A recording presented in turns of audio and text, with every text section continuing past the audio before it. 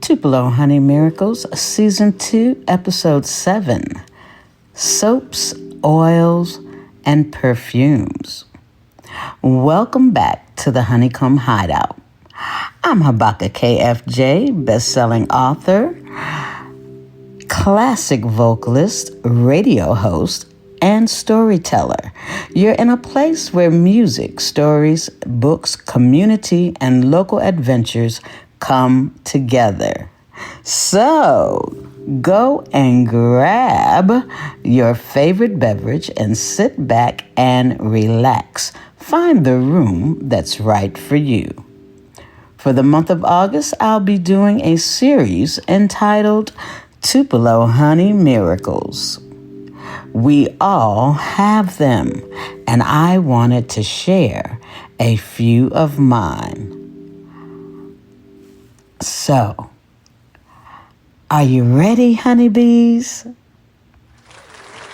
Yes, you are ready, and I am too. You know, I've always had an entrepreneurial mindset. Even when I was younger, I would daydream about having my own brick-and-mortar storefront. I even dreamed about owning a little bed and breakfast one day. I really still like that idea, a bed and breakfast. And little did I know that one of those dreams, the dream of having my own storefront, would actually come to fruition. After living in Italy for perhaps maybe 8 years, I had a huge opportunity that compensated me with enough money to make one of those dreams come true. And that dream was a natural store. Well, a natural soap store. Yes, honeybees, you heard me correctly. I opened an all-natural store, soap store in Italy. Once I put it in my mind that I wanted this store, I started visualizing everything. I thought about what I wanted it to look like, what I wanted to sell, how I wanted people to feel when they walked through the door, all of that. Around that time, I spent about a month in Switzerland, and while I was there, I turned that trip into research. I visited every natural product store and little boutique I could find. I think I was the cleanest person in the world. I talked to the store owners. I asked questions. How did you get started? Are you happy you did it? What works? What doesn't? And of course, I was smelling everything. Soaps, oils, natural products, perfumes. I was taking it all in and getting ideas. By the time I returned to Italy, I was determined. I'm opening my store. I researched what I needed to do legally, started getting the paperwork together, and began looking at locations. And eventually I found it, the perfect location. Tupelo Honey Miracle number 1. Now, honeybees, if you had seen this place when I first found it, you would probably have thought I had lost my mind. The floors were terrible. It was so dirty. It was in terrible condition. And the walls, oh my goodness, some horrible neon blue walls, just so bright, so deep. It was awful.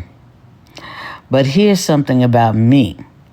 I've always had the ability to look at something as it is and somehow see the finished product. I wasn't looking at those ugly walls. I wasn't looking at those floors. I could already see my store. I could see the colors. I could see the products. I could see the displays. I could see people walking through the door. And I named it New Body by K. Now, why K? During my early years in Italy, I went by the name K. Foster Jackson. So that's where the K came from. And I even designed my own logo, which, by the way, saved me a ton of money. Now, what an incredible experience it was to have my own little store as a Black American woman living in a foreign country. Sometimes I had to pinch myself. I just couldn't believe it. By that time, I had become pretty well known in the town. And when people learned what I was doing, I was blessed with recommendations for contractors and people who could help transform this place. And transform it they did. Oh, yes. Honeybees, I'm so glad that you're here. And I'm so glad you're a honeybee. You're tuned in to Habaka's Honeycomb Hideout. Go get your friends. Go get your favorite beverage and sit back and relax. Yes, sit back and relax. And leave a review while you're at it. Oh, honeybees, I wish you could have seen it. It became this beautiful little jewel. There were these gorgeous high vaulted ceilings and a large, long hanging ceiling fan. The floors were redone in beautiful artistic tile, and the walls were painted lavender and cream. It was absolutely gorgeous. And the store was smack dab in the middle of historic Cremona, Italy. That's right. But here's something I didn't know when I rented it. I later discovered that sometime in the 1800s, the space had actually been used as a church. Yes, can you imagine that? I'm gasping too. I mean, really, still. But when I learned that, something clicked. Those high vaulted ceilings that I had admired from the moment I walked in, and the stained glass windows suddenly made sense. And somehow knowing what that space had once been made it feel even more special to me. Tupelo Honey Miracle number 2. When New Body by K officially opened, I had a huge grand opening, and it was very successful. I had music, I had food, I had, friends from all over coming. It was a really big event. But I had also managed to do something else. I convinced every product vendor that I wanted to work with to sell their products exclusively through my store in Cremona. My reasoning was simple. Cremona wasn't a huge city, and I explained if I was going to introduce and build a clientele around their products, I didn't want the exact same products popping up in another store and another shop down the street. Then they could go anywhere, right? And honeybees, every one of them agreed. Tupelo Honey Miracle number 3. So I had natural soaps from all over the world, essential oils, perfumes, and all kinds of beautiful natural products. And then I learned another skill: window dressing. I learned how to create my own store window displays. That's right. And this still makes me laugh because the other shop owners around town, they all hired professional display artists. And they were all convinced that I had hired some fabulous professional window display artists. And you know what? I let them believe it. What they didn't see was Habakkuk inside that window at 1 or 2 o'clock in the morning trying to get everything just right. And I would be in there saying, Lord, please don't let anybody drive by or walk past this store while I'm in this window. So there I was, an American woman living in Italy, running my own beautiful store in historic Cremona. New Body by K. Soaps, oils, perfumes, and one beautiful summer evening, one of those perfumes would become part of a story I would never forget. Honeybees, I tell you, thank you for tuning in and listening to Habakkuk's Honeycomb Hideout. Make sure you share it with your friends and give me a review. So several months ago, somebody sent me a message warning people to be careful if a stranger approaches them and tries to get them to smell a perfume or smell another fragrance or just get close enough to you where your nostrils are able to smell. Did anyone get that warning message? And the moment I saw it, I knew it all too well. I remembered. It was a beautiful summer evening in Cremona, and it was getting close to closing time, and I was working in the store alone. A young woman walked in. She looked to be somewhere in her late 20s, and she had shoulder-length blonde hair. Nothing about her immediately seemed threatening. She started walking around the store, picking up different soaps, smelling things, and commenting on how wonderful everything smelled. And we talked, you know how I like to talk to everybody. And she asked me about the essential oils. She asked about the soaps, how I cut them, how they were weighed, how the price was determined. Just normal customer questions. At least that's what I thought. Then she went over to the perfumes, which was normal. She picked one up and appeared to spray herself with it, like other customers had done. Then she said something like, "Oh, this smells really nice. Come smell it. What do you think?" Which other customers had done that before, so I really didn't think anything of it. I was sitting at my desk, so I got up, walked over to her, and leaned in to smell the fragrance. I told her, yes, it smelled really nice because it did. All of my products were honeylicious. And I went back toward my desk. Within about 2 minutes, something was wrong. And I mean very wrong. I suddenly felt as though I was going to pass out. And I was looking at her. I had my eyes fixated on her eyes. And she was looking at me. Honeybees. She wasn't looking at me like someone concerned about what was happening. She was watching me, waiting. And something inside of me said, "Do not pass out." I remember standing there thinking, I cannot pass out. I started praying in my mind, Lord, please, I cannot pass out. Somehow I made it back to my desk and sat down.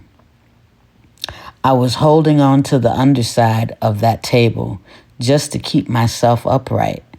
And she asked me, "Are you okay?" And I said, "I'm fine." I was not fine, okay? But she didn't need to know that.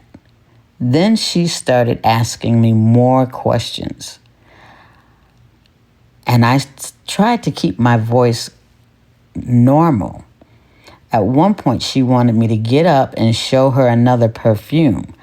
I didn't move. I couldn't. Instead, I told her where it was and that she could go over there and and get it. And I stayed right there behind that desk holding on. Eventually, I think she realized I was not going down, and she left. After she walked out of my store, I was trembling because by then I knew something had happened, and I didn't know what was in whatever I had smelled. And to this day, I can't tell you exactly what it was. I can only tell you what happened to me after I leaned in to smell it. And whatever happened that evening affected me afterward for months. Off and on, my head simply didn't feel right. But the next morning, I turned on the news, and that's when this story became even more frightening. There had reportedly been incidents involving stores the same night where attendants had been incapacitated and the cash registers were targeted. When I heard that, I just sat there, thanking the Lord, because suddenly I understood what may have happened in my store the night before. And I knew one thing, I had been spared. But honeybees, the story isn't over. About 3 months later, another young woman walked into New Body by K. This time, she had very short black hair. She started walking around, looking at the products, asking questions, and as I'm watching her, I'm thinking, I know this woman, but I couldn't place her. I'm looking at her. She's looking at the soaps, and then it clicked. It was her. The blonde hair was gone. Her hair had been cut very short and dyed black, but I knew that face, and I knew exactly who was standing in my store. So I looked at her and I said, "Oh, I see you changed your hair color." And then I said, "And you cut your hair, honeybees." When I tell you, she looked at me and I looked at her. And at that moment, she knew that I knew. She stayed for maybe another couple of minutes and she was out of there. I never saw her again. And that is my Tupelo honey miracle. Because sometimes a miracle isn't the door that opens. Sometimes the miracle is the danger that doesn't get through it. Honeybees, pay attention to your surroundings. Pay attention when something suddenly doesn't feel right. Pay attention to that little voice inside of you. Because something that appears completely innocent can sometimes be very calculated. I didn't know what was happening to me that summer evening. I didn't know why my body suddenly felt the way it did. All I knew was I could not pass out. And looking back on it now, I believe I was being protected. The same time, the same little storefront that started as an ugly room with terrible floors and neon blue walls became one of the most beautiful chapters of my life. And even in one of its most frightening moments, there was still a little Tupelo honey. Whether you've been with me since the beginning or you've just discovered this little corner of the world, welcome to the honeycomb. I'm so glad you're here, and I'm so glad that you're a honeybee. If today's episode encouraged you, help the hive grow by sharing it with a friend, leaving a review, and giving it 5 stars. If you're listening through Spotify or Apple Podcasts, you can leave a review and give it 5 stars. And if you'd like even more stories and reflections, I'd love to welcome you to my Honeycomb Hideout on Substack, where every Monday I share a little something sweet. Thank you for joining me in the Honeycomb Hideout. Until next time, honeybees, stay sweet, stay aware, God bless you, and always trust your discernment. Love you. Bye-bye.